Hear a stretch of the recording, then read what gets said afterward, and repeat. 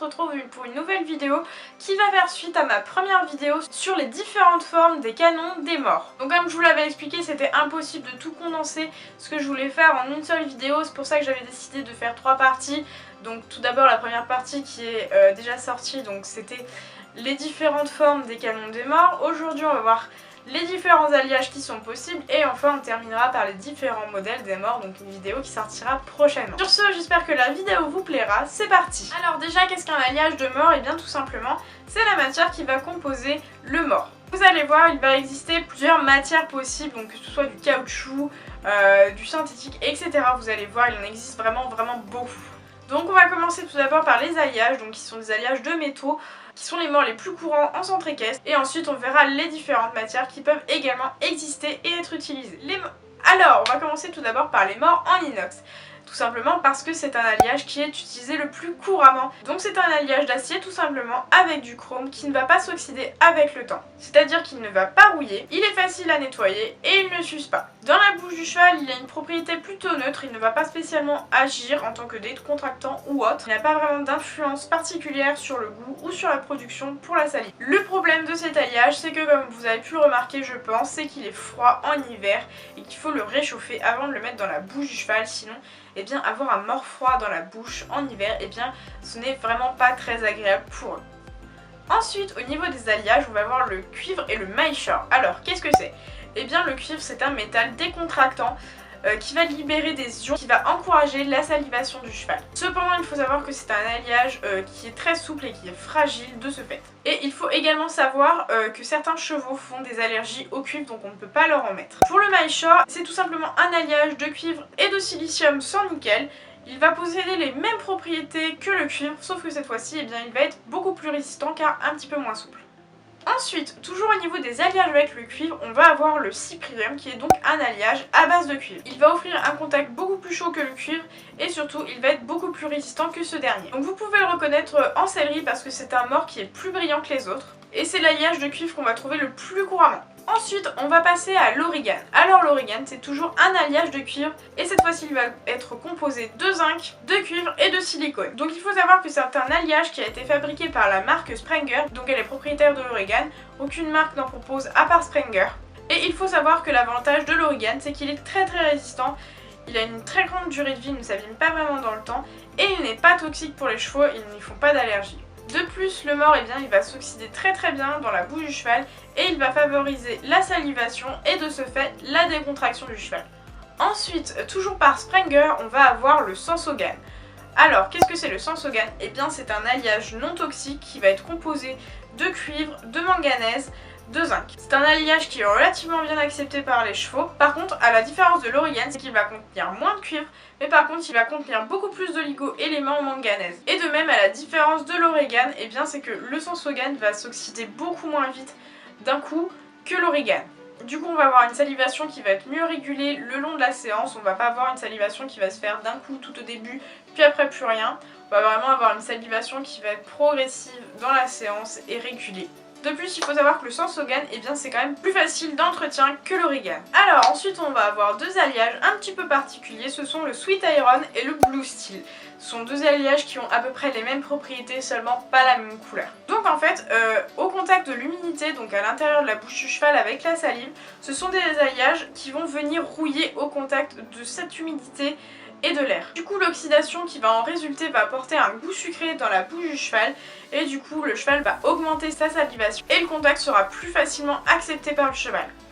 Du coup on va avoir un cheval qui va venir mieux chercher son contact, qui va se décontracter, se relâcher dans sa bouche, etc.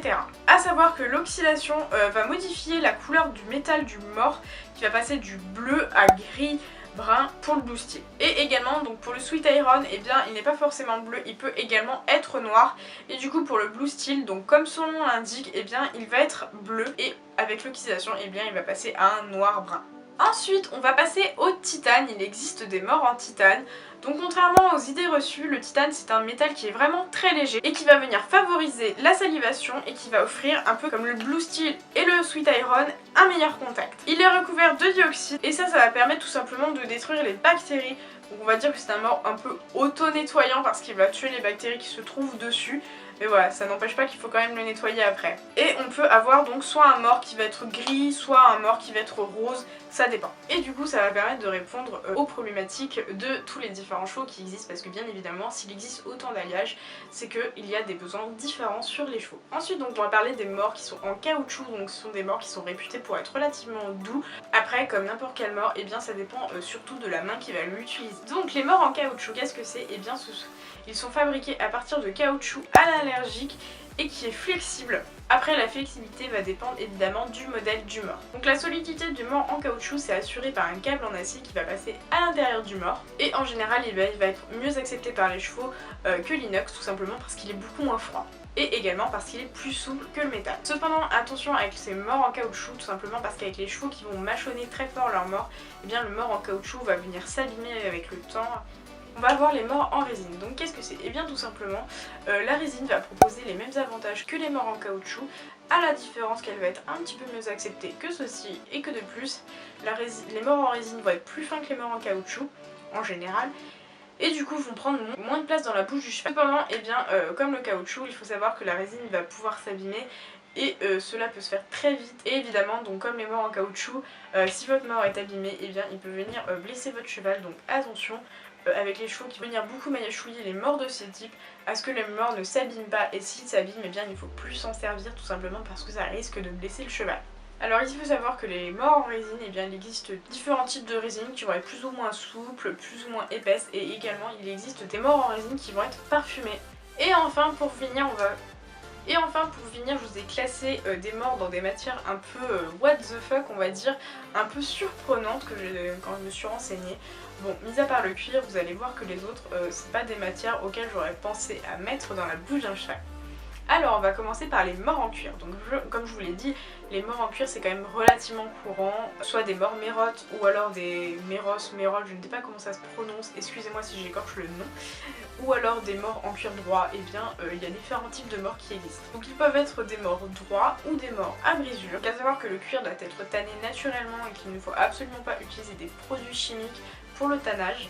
Sinon ça peut être toxique pour le cheval, on lui met quand même dans la bouche. Et en général il faut savoir que ce mors est relativement bien accepté par les chevaux. La matière naturelle va stimuler la mastication et la salivation du cheval. Il va bien s'adapter à l'anatomie de la bouche du cheval, puisqu'avec la salivation etc il va ramollir et prendre la forme de la bouche du cheval dans laquelle il se trouve. Cependant attention parce qu'il faut vraiment beaucoup l'entretenir. Ensuite on va avoir des morts en mousse. Alors je ne savais pas du tout que ça existait, apparemment c'est relativement courant dans les courses. Donc ce sont des morts en mousse qui ont des canons en mousse, et à l'intérieur de cette mousse on va avoir une bande à l'intérieur qui va être en nylon. Donc c'est un mort qui est utilisé beaucoup avec les chevaux qui ont une bouche extrêmement sensible, donc il est relativement bien accepté. On peut rajouter également apparemment sur les canons en mousse de l'aloe vera, des produits comme ça, etc.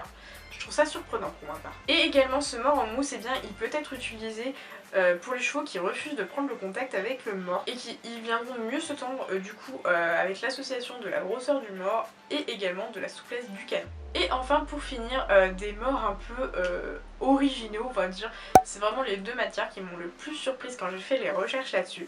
Il va s'agir des morts en bois et des morts en gomme. Donc le mort en bois il va être composé tout simplement d'un tube de bois rond et des extrémités en aluminium. C'est un mort qui va être droit et relativement rigide, qui va être quand même plus dur que le mort droit en caoutchouc parce qu'il n'est pas flexible. Donc voilà, du coup si vous connaissez quelqu'un qui utilise un mort en bois, je serais curieuse de savoir les effets que ça a et si il en est content, parce que franchement je suis étonnée et je me demande même s'il y a vraiment beaucoup de monde qui utilise ce mort, et même s'il y a beaucoup de monde qui est au courant de ce mort. Et enfin, donc comme je vous en ai parlé juste avant, le mort en gomme c'est une matière que je ne pensais pas pouvoir être utilisée pour faire un mort également. Je trouve ça assez surprenant. Donc c'est tout simplement un mort qui va ressembler un petit peu au mort droit en résine ou en caoutchouc. Donc il est formé tout simplement d'un tube de gomme et des extrémités, des anneaux en aluminium. Donc à savoir que du coup il est plus souple que le bois, il est un peu plus confortable je pense, et sûrement moins dur que le mort en bois du fait qu'il soit plus souple. Voilà, du coup on a fait le tour de tous les alliages, les matières qui étaient possibles. Donc évidemment j'en oublie très certainement parce que je n'ai fait que le tour des morts qui étaient utilisés relativement en équitation classique. Je n'ai pas fait les morts de course ni les morts américains etc. J'imagine qu'il existe encore plein d'alliages, je ne vais pas forcément citer dans cette vidéo. Évidemment je pense que c'est impossible de tout recenser ou alors il faut vraiment prendre un temps phénoménal pour le faire. En tout cas du coup j'espère que je vous en aurai appris sur les alliages qui composent les morts et du coup je vous dis à bientôt, j'espère que la vidéo vous aura plu, on se retrouve bientôt pour le dernier épisode de cette série de vidéos sur les morts et cette fois-ci on verra du coup naturellement les modèles des morts qui existent. Je vous dis à bientôt, salut!